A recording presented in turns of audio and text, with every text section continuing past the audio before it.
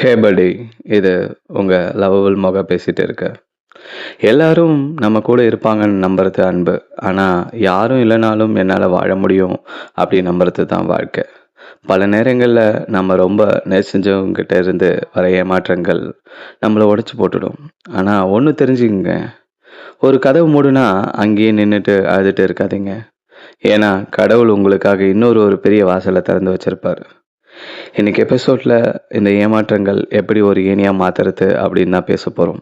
கேளுங்க, இது உங்கள் மனசின் குரல்.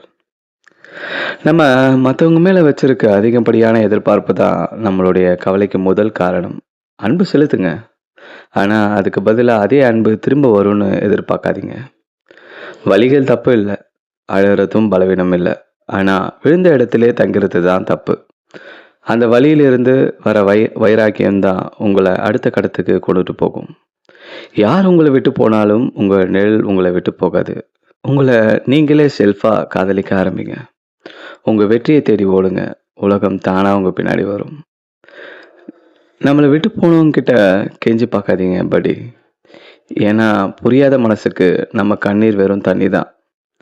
ஆனால் சாதிச்சு நின்று பாருங்களேன், அதே கண்ணீர் அவங்களுக்கு ஒரு பாடமாக இருக்கும். இதுதான் ரியாலிட்டி.